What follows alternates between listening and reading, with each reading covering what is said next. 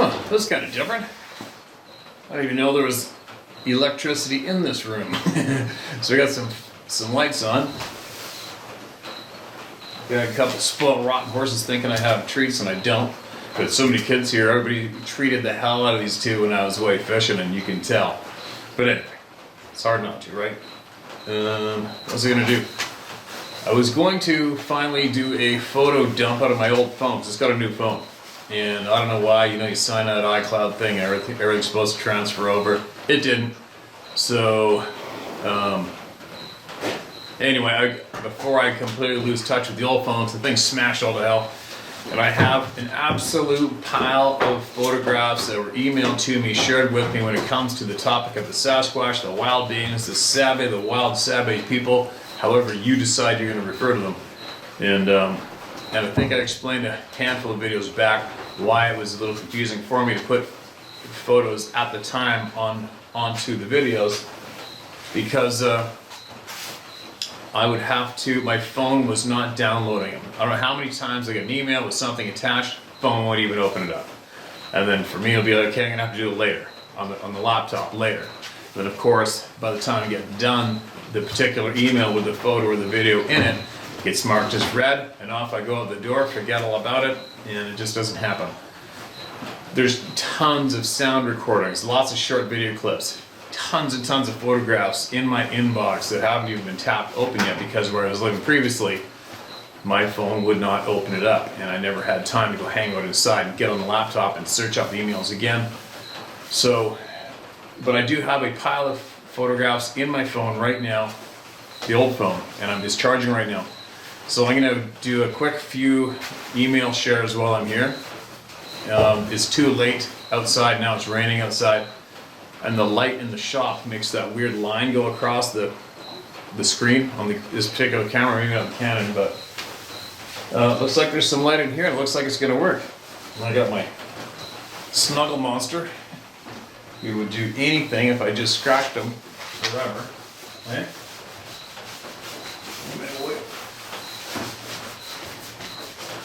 Dying for attention. So anyway, I'm going to share a few emails, not as many as normal. Then I'm going to go into the shop where my editing computer is, and I'm going to seek out and find every single photograph that I have on that phone, and I'm going to lace it up into this email for you guys to all see. Some of you may recognize, some of them not. A lot of these photographs were supposed to go with emailed in experiences, and they didn't. Obviously, I feel like a bit of a knucklehead for that, but what do you do, right?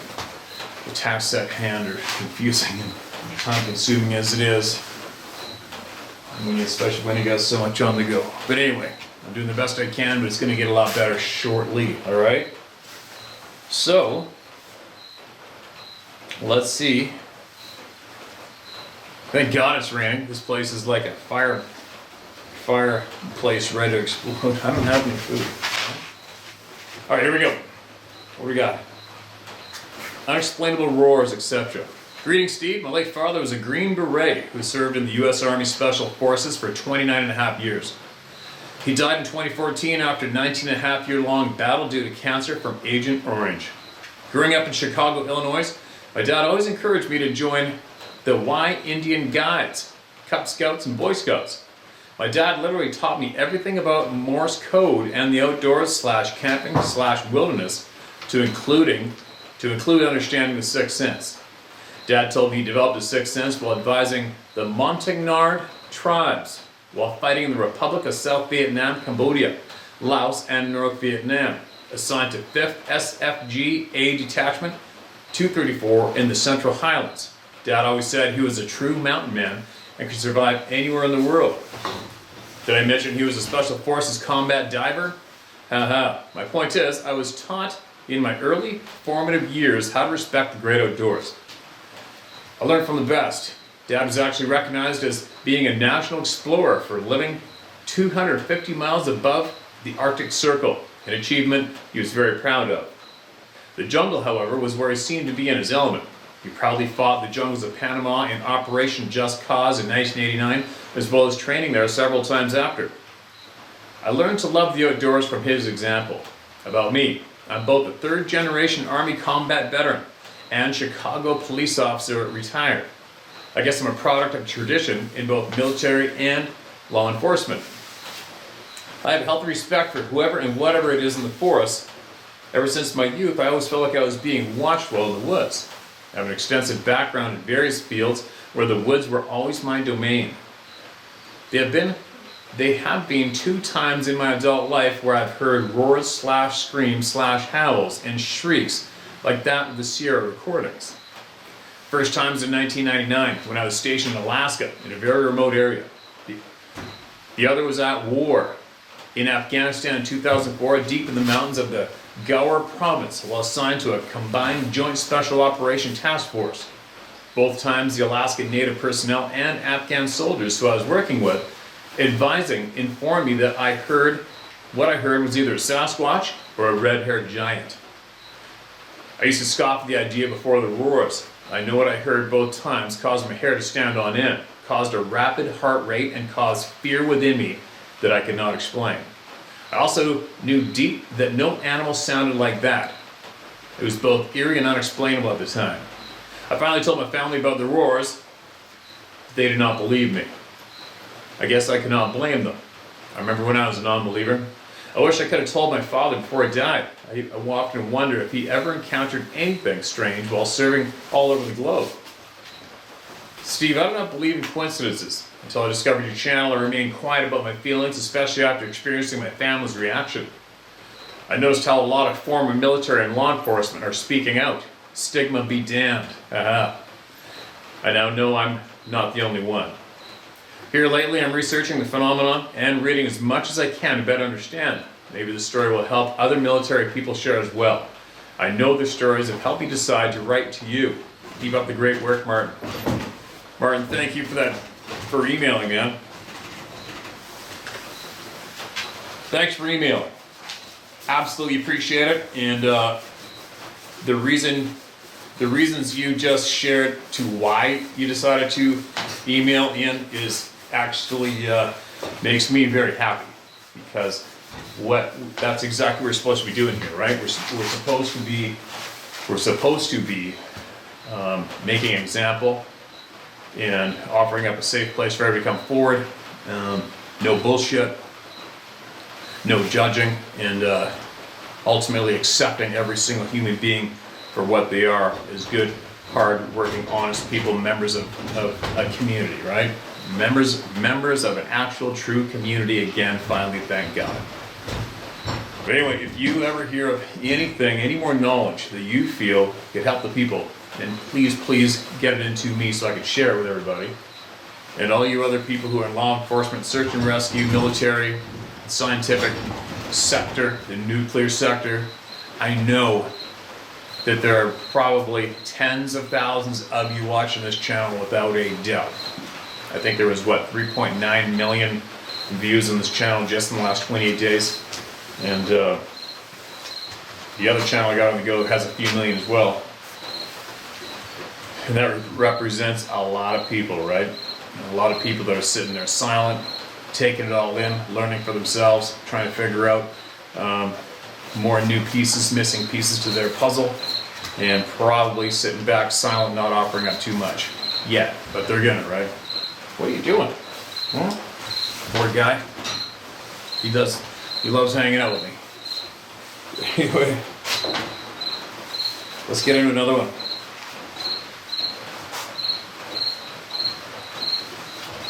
Okay. Mark this as read. Answer and story. Hi Steve, in answer to your question, why are we being lied to? This is my answer. Your own experience and the experiences told to you by many others inform us that these beings are responsible for theft and destruction of property, intimidation, threatening behavior, physical assault, and a probable number of homicides.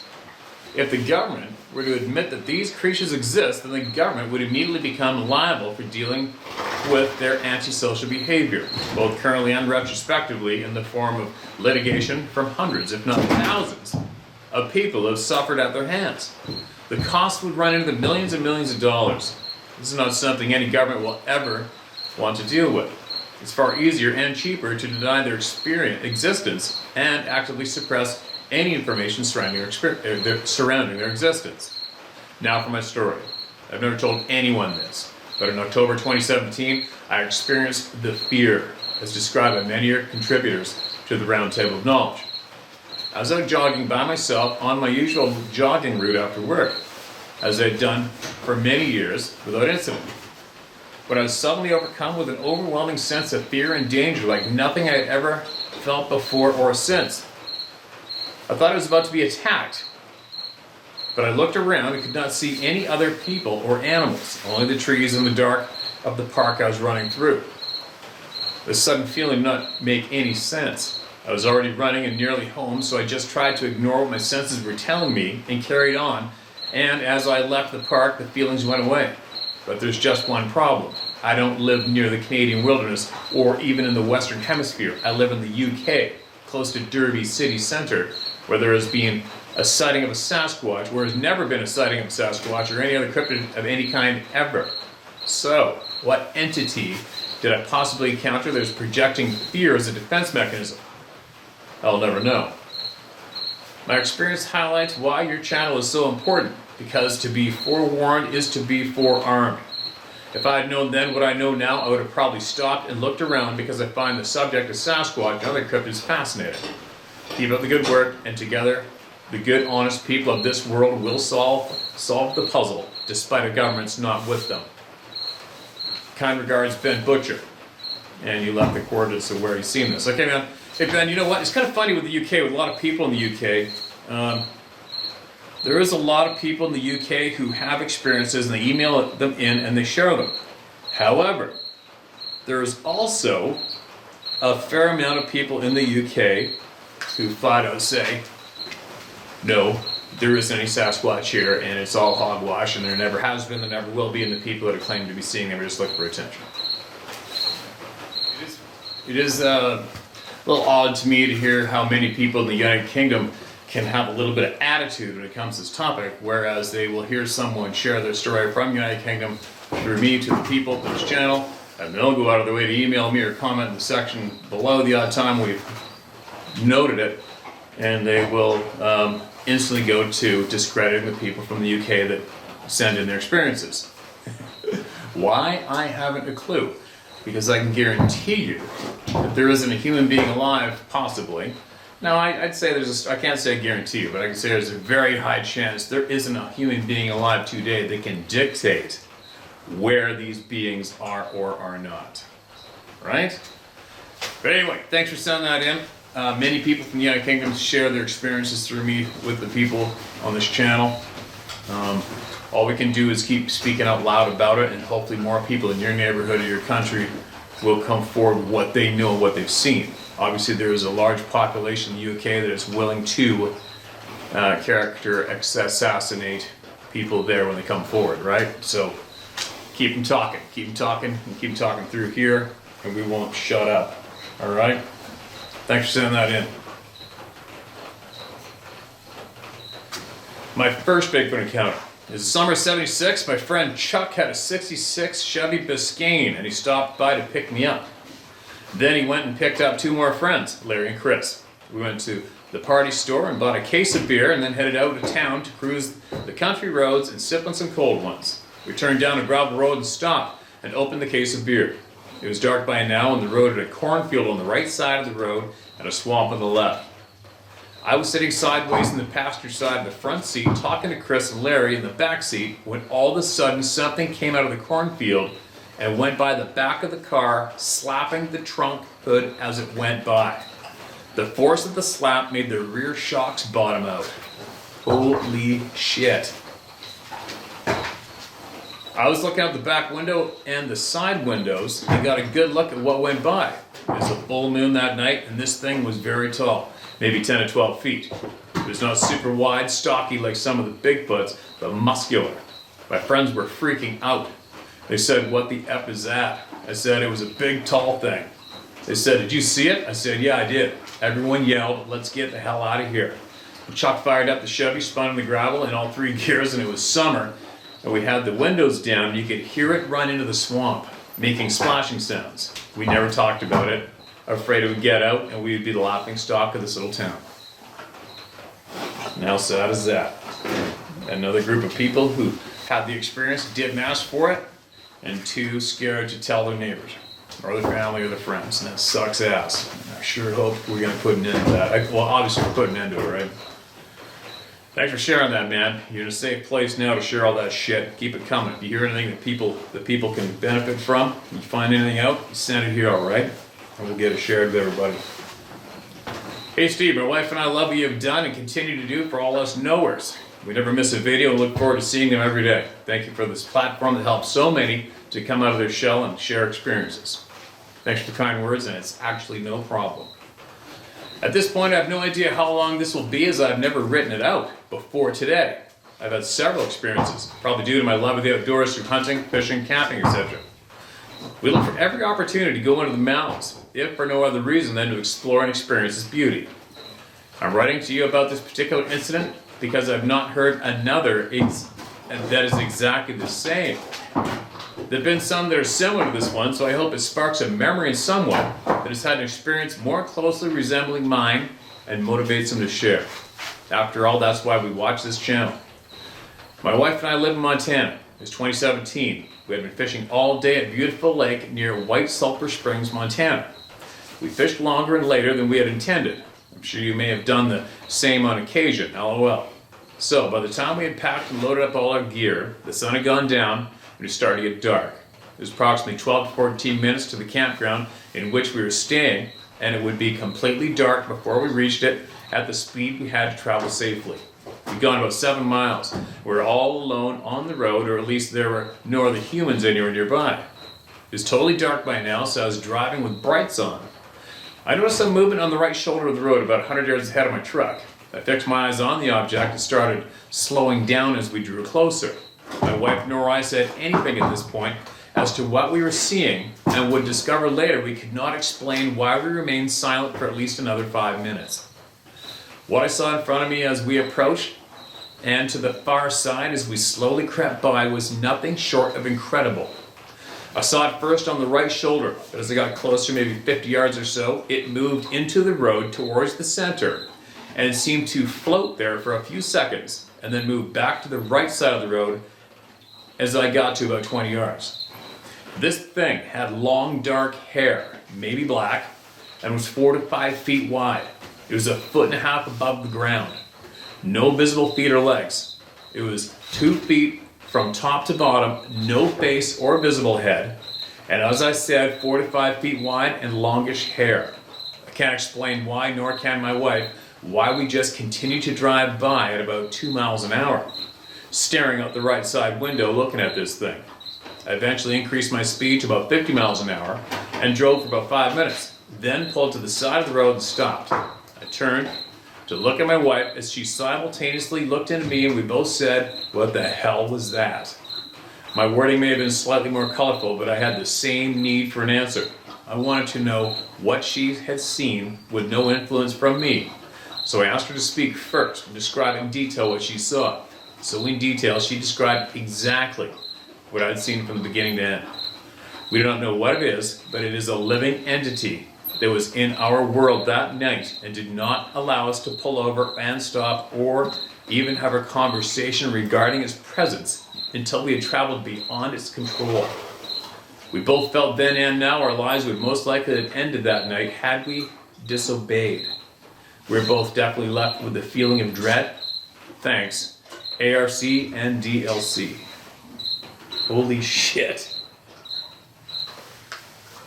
What do you even say to that? You know, I don't know how many times people have shared with all of us that something made it absolutely clear that they are not to either look, come closer, or stop, or else they're gonna get it, right? Isn't that frickin' brutal? And not brutal, isn't it? It's just mind-boggling, because if you are whatever you want to call it, an entity, a creature, a being, and you possess that skill to impose that terror and that direct command of do not stop here and do not come near us, and you keep going. If you are that far advanced with some set of skill, that intelligent, Why would you stop in the middle of a frickin' public human highway? Right? Why would you? It doesn't make sense. It contradicts that some of these things these beings do just contradicts the intelligence we think they possess, right? They do the most simplest of screw-ups, yet they also do things that absolutely outclass the shit out of us.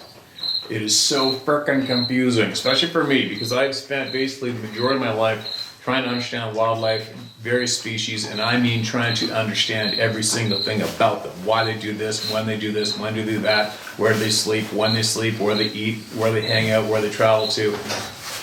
I've been spending my lifetime trying to figure out and master all of that. And when I apply the skills that I've created for myself to this topic, it's just frickin' mind-boggling, confusing. It's very, very confusing how they do so many things that outclass us and make our intelligence look like we don't even have any. Yet they do the most obvious of dumbass screw-ups consistently, right? I don't get it. I just don't get it. I hope to get it. I am quite confident we're going to find out as long as we keep talking, right? But anyways, thank you for sharing that, man. Thanks for sharing that. And hopefully somebody in your neighborhood, or somebody, anybody, seen the same thing, and they're going to write into us about it. Now, I'm going to go one more, and then I'm going to go in and see if I can extract all those photographs, lace them up, and add them in this video, all right? It's been something I've been trying to do for months, it seems. So let's see what we got here. Hi, my name is Vicky. I live in Wyoming. I have no experience, but similar ideas to you. Okay, if you don't have any experience, then I can't read it. Okay, right now. This is for the people who've had experiences and need to get it off their chest. And I will get back to reading your email on my time and see what you got. Hi, Steve. Just a short tale to relate here. Background on me: I live in the Pacific Northwest these days. Former construction worker turned trauma/neuro trauma ICU nurse since 2008. I was 43 years old at the time of this occurrence, 53 now. I used to spend lots of time outdoors fishing, hiking, camping, and later in life bow hunting as well. Though less these days since COVID did a number on my heart and my stamina last year. Recovery is slow, but I hope to get back to the outdoors soon. To the story, it was mid-April 2011. Prior to the beginning of a new life with freedom as a traveling ICU RN, I just quit my job and was taking a much-needed solo road trip to camp and fish on my way from Pensacola, Florida to Anchorage, Alaska to decompress and renew my soul. Holy shit, that's a wicked trip. Great trip. I had many pleasant memories and moments, and some minor adventures, and one brief encounter with the unexplainable. It happened mid-May 2011 on the return trip down to the lower 48 when I stopped the 11-mile-long Kenascan Lake just east of Mount Eziza Provincial Park, BC. Been there, been flown in backpacking from right around there numerous times, guiding. Very remote. I arrived around 1 p.m. Sun was out, temperatures in the high 50s. I set up camp, chatted with the campground director, and decided to launch my kayak to explore the western shoreline and hopefully catch dinner. My kayak was the only vessel on the lake as far as my eyes could see. The lake had only just thawed in the last 2 weeks. I was also the only one at the campground, other than the camp director at this camp, I was also the only one at the campground, other than the camp director, as the camp wasn't yet officially open for another 2 to 3 weeks. I put out a little ways and tossed a small rapala, trolling my way north along the western shoreline. As I trolled, the wind started to pick up a little. Still peaceful and quiet though. About 20 minutes in, I hear something huge lumbering through the woods, moving along with me. Heavy, deliberate steps. Usual stomping grounds. I just knew it was large, at about 200 feet inland. I thought I could see exactly where in the thick woods the sound was coming, but saw nothing. Curious, I stopped paddling, just drifted, hoping to see a moose. The steps became halting once, then stopped. Then continued and stopped again, reminding me of the grazing deer I'm used to back home. Moose, I told myself again. It was moving so slow, honestly, I couldn't tell if it was a bipedal or not. Maybe I didn't want to entertain the idea. In hindsight, I guess it could have been. It certainly occurred to me it might be, but it seemed unlikely. Anyway, so now the wind picks up in earnest suddenly, masking any further footsteps, so I continue on trolling about 50 feet from shore. Not long after, I round a small peninsula of high jutting rock and come upon a shaded still cove. This spot is easily found in Google Maps. There were young deciduous trees 20 to 40 feet tall at the water's edge, some overhanging the water and all just beginning to put out new leaves. Visibility into the forest here was quite good, and I could see maybe 70 to 100 feet before it turned into fir dense foliage. I got out, pulled the kayak ashore onto the thin strip of pebbled beach, maybe 2 feet wide at the most, before the soil and trees began. Breathed deep, the clean spring air, and looked around, still, listening for that big critter or anything else nearby. It was pretty quiet, but not oddly so. The cove here was very well protected from the lake's wind, I concluded, and so carried on with my exploration. I spotted a small elongated clearing in the canopy, heading west about 100 feet in, and headed towards that, hoping it was a trail. Sure enough, I came upon a barely discernible narrow trail of packed light sand that I began to follow down and deeper into the forest. My intention was to take a brief little look a little ways in, then come back for an early start and a hike to the nearest peak the next morning, and maybe camp overnight up there after telling the campground director of my plans, etc. Suddenly got even quieter and I stopped. Something told me I shouldn't go any further. This seemed stupid, and I argued myself. I could clearly see there was no place nearby where a predator could hide or ambush me. It had gotten quieter because I dropped below the lake surface, and both trees and earth now muffled the wind and whitecaps of the lake. So I stood there maybe 10 minutes, just listening and questioning myself. Time passed and nothing. No birds or rustling. Just some gentle movement in the highest treetops from the wind. Why can't I continue forward, I thought. No threat anywhere that I could see. No ambush spots. Visibility still good, and yet I felt an urge to jump back in my kayak and find the relative safety of the open water as quickly as possible. It made no sense to me except that I become suddenly and acutely aware how isolated I was, and a knot of worry formed in my belly. I felt like I was being observed. I don't feel like I was prey. They just observed, and perhaps suggested too, this may be a bad idea. I was also unarmed, but for a 7-inch steel, all-purpose camping blade. Try getting into Canada with a sidearm, and well, you won't. Yeah, Canada's pretty messed up. Canada's actually really messed up, politically. Anyways, so, reluctantly, I made the decision, turned around as though this is part of the plan, and wandered casually back to the kayak. Head on a swivel, as you say. My kayak was just as I'd left it, pulled up, well out of the water and secured. The cove was still calm. I shoved off, sat down hard, relieved, and feeling a little bit like the big old pussy. Still, I was unable to shake the feeling that I was being watched as I drifted slowly, still facing the shore, about 50 feet out in the cove.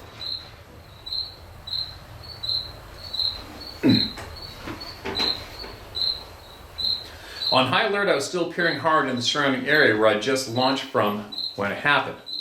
A sapling, maybe 20 feet high, that hung out over the water 5 feet or so, just 10 feet from where my boat had been, suddenly and without warning, bowed quickly down, almost touching the water, and sprang back up, as if something heavy had either pulled it down with sudden force and released it, or something had sprung off of it. No other trees nearby had moved at all. No wind in the cove itself. No animal or bird could be seen leaving the immediate area. There was no other tree in contact with this one that could have been snagged earlier than just broken free at that moment. The foliage was not thick enough to obscure anything nearby in the trees or on the ground. I had not touched this tree at any time ashore. Not gonna lie, this freaked me out. It freaked me out because apparently something large, strong, and invisible had just intentionally tried to scare me. This is what my eyes told me. This is what my intuition told me.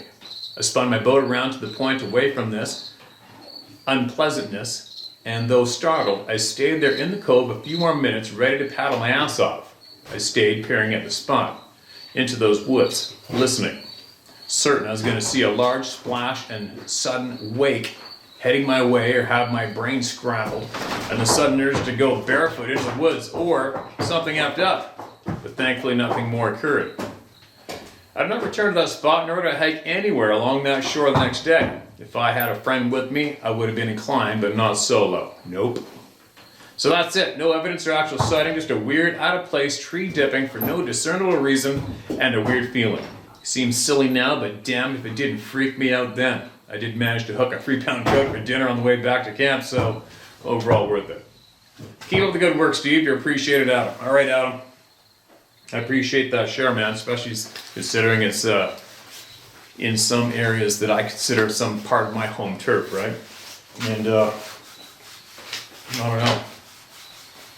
I will guarantee you there is a shit pile of people listening to your experience right now going, yep, it's the exact same thing that happened to me, and I never told anybody because I would have been called crazy. No shit, I knew it happened to somebody else and I knew I'm not crazy. You know that's going down right now, don't you? And you know that somebody else is getting knee-jerked, reacting to feel the confidence to finally get that shit out and get off their chest and share it with everybody. On this channel, maybe another channel, whatever. Believe me, it is important to open your mouth and let it out. Just let it out, get it out, and share it. You're not alone. Enough of the bullshit, right? Everybody? So I think if you guys remember a couple of videos ago, I said how the horse is running around outside. It was dead silent. The deer never showed up for their little treat that Sarah puts up back for them, which is ridiculous because there's deer here all day, every day. And the place went flatline. And I found out today there's a great big cougar blatantly walking broad daylight about, I don't know, from us about a half mile as the crow flies that way. So there's probably that little dirtbag snooping around the yard. Right, buddy? Any cow herd see you, I'm going to kill every one of them. But anyway, I'm going to share all those pictures next. And then hopefully, well, I got to go back out to the coast tomorrow. Hopefully I can get some time to show you some crazy sights, backdrops, some nature. And who knows, maybe I'll catch something on film one of these times. It might be interesting too, right? Talk to y'all later, and make sure you speak out loud with confidence and be honest, and don't be scared of human beings. Don't be scared of nothing, all right? You seen something you didn't ask to see? Share it.